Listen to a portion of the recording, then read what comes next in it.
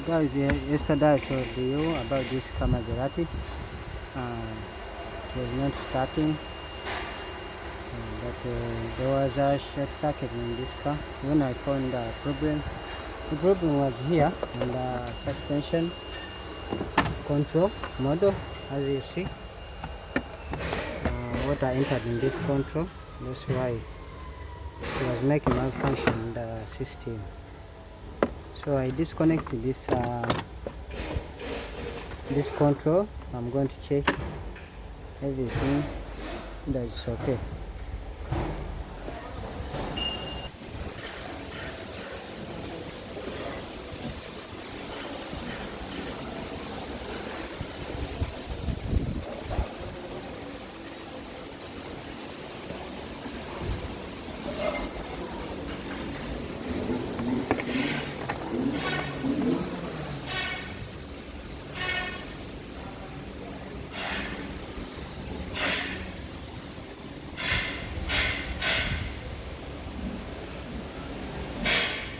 This is the starter there for this car.